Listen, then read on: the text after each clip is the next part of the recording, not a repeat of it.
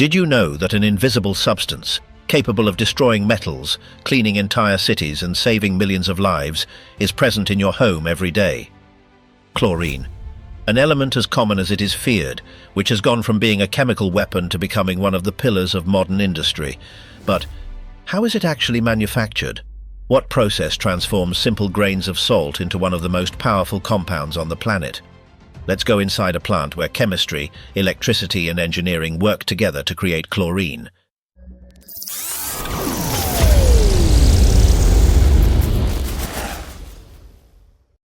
The process for producing chlorine on a large scale begins with an ingredient we all know: common salt. Although it may seem simple, in industrial plants this material is handled in enormous quantities. Every day, thousands of tons arrive from underground mines or evaporation ponds where seawater slowly evaporates, leaving behind crystals of high-purity sodium chloride. Once transported to the plant, the salt is unloaded into enormous metal silos that protect it from moisture. From there, it is fed into large automatic mixers where it is combined with previously purified water to form a dense solution called brine. This seemingly harmless mixture will be the basis of a chemical reaction capable of releasing one of the most powerful and corrosive elements on the planet. The preparation is not left to chance. Sensors and digital control systems precisely calculate the proportions of salt and water. The slightest variation could alter the entire subsequent reaction.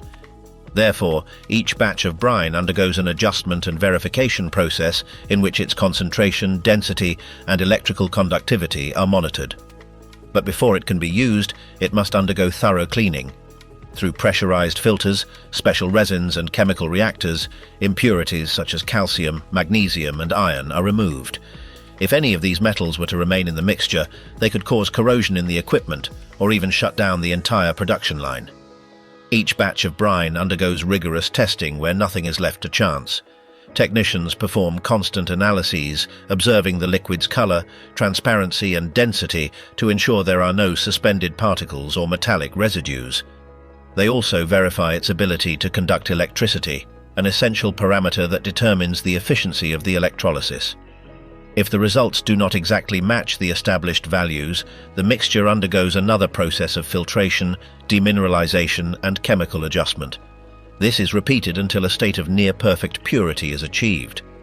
Only when the liquid displays a clear brilliance under the control lights and meets all the required electrical, thermal, and chemical parameters is it approved to proceed. At that moment, the brine ceases to be a simple mixture of water and salt and becomes the ideal raw material to start the most impressive stage of the whole process: electrolysis. At this point, the most impressive stage of the entire process begins. The purified brine flows through pressurized pipes into giant electrolytic cells, which are enormous sealed metal chambers where electricity and chemistry work together to separate the components of the salt. These cells are made up of metal plates coated with corrosion-resistant materials, such as titanium or nickel, and operate with a direct current that can exceed 3,000 amperes.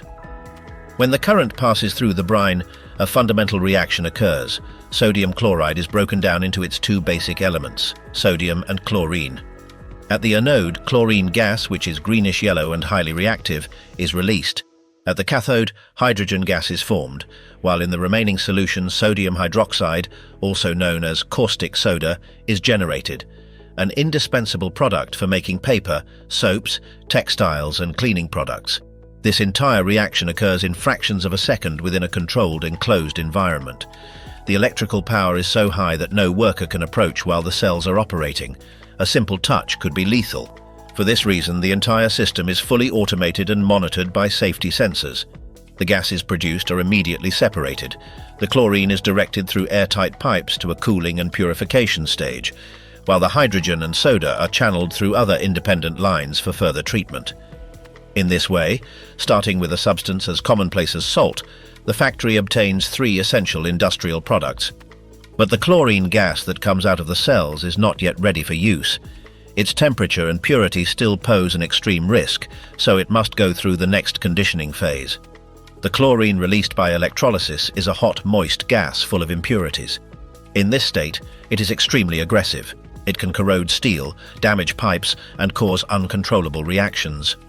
Therefore, as soon as it leaves the cells, it is piped through corrosion-resistant materials to a cooling system. There, heat exchangers and chilled water coils drastically reduce its temperature, making it much more stable and manageable. However, the biggest enemy of chlorine gas is water.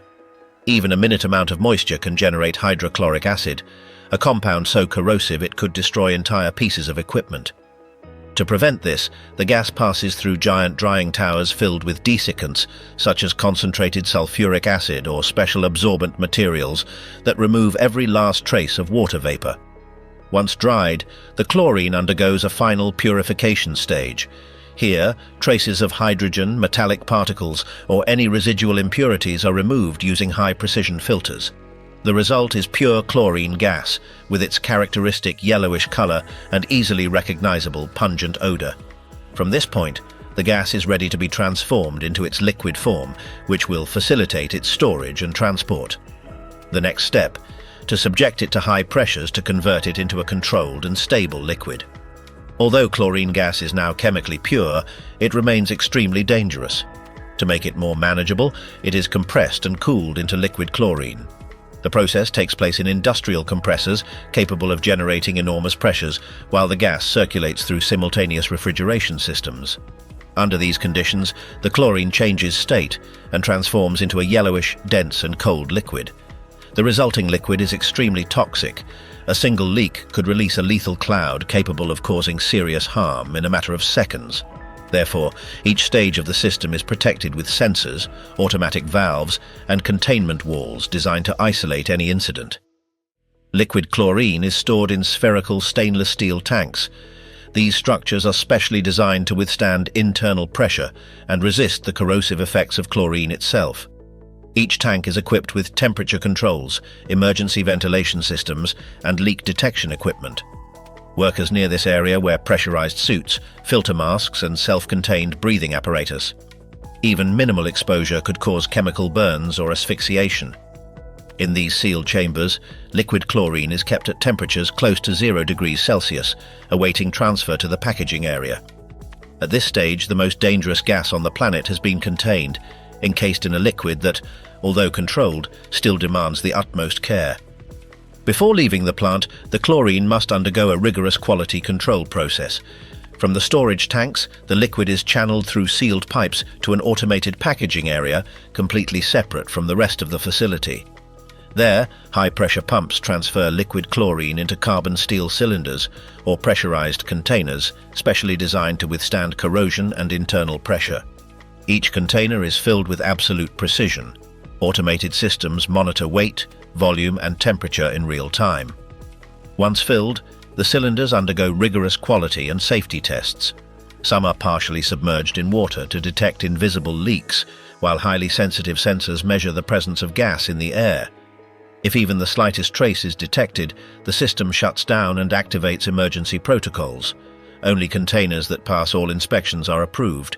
Each one is labeled with a unique code that allows its origin, filling date, production batch, and final destination to be traced. Containers that do not meet standards are returned to the process for decontamination or recycling. At this point, chlorine is completely controlled, a substance capable of destroying metals and microorganisms alike, confined within airtight containers built with millimeter precision. Moving liquid chlorine out of the plant is a task that requires meticulous planning. Each approved cylinder or tank is loaded onto specialized tanker trucks made of durable materials and equipped with redundant safety valves. Before the journey begins, each vehicle undergoes a thorough inspection. Inspectors check the connections, internal pressures, and the condition of the seals. A simple leak could cause an environmental emergency. The transport routes are carefully planned, urban areas are avoided, checkpoints are established, and constant communication is maintained with local authorities. Drivers receive special training to respond to any incident, and the trucks are equipped with sensors that monitor pressure and temperature in real time. A single truckload of liquid chlorine can transport enough to disinfect the water supply of an entire city. That same capacity, if mishandled, could cause massive damage, so safety is paramount. In addition to ground transport, large volumes of chlorine travel in tanker trains and pressurized ships, crossing continents and oceans carrying thousands of tons. These vehicles are designed to withstand extreme conditions, with automated containment systems and continuous monitoring. Only when the chlorine reaches its destination, whether a treatment plant, a factory, or a laboratory, is its release authorized. From that moment, a new industrial cycle begins, the transformation of chlorine into products we use every day. Chlorine is one of the cornerstones of modern industry. Once it leaves the plant, this element is involved in an astonishing number of processes. In water treatment plants, its primary function is to eliminate bacteria, viruses, and other microorganisms, ensuring that drinking water is safe for millions of people. In the plastics industry, it is the basis of PVC, polyvinyl chloride, a material used in pipes, coatings, electrical cables, windows, packaging, and linings of all kinds. It is also used in the production of medicines, hospital disinfectants, paints, industrial solvents, and even in the manufacture of space rocket fuels. In many ways, it is an omnipresent element that underpins a large part of the global economy. Its impact, however, demands responsibility. Although its controlled use is indispensable for modern life, improper handling can cause serious harm to health and the environment. For this reason, the industry applies extremely strict safety protocols and international regulations designed to prevent accidents and protect workers. Every chlorine molecule released from a plant represents a balance between power and risk. Thanks to it, the water we drink is purified, materials are manufactured to build our cities, and life-saving medicines are produced. But behind this benefit lies a constant reminder. Handling such a powerful substance requires precision, control, and absolute respect for the chemistry that makes it possible.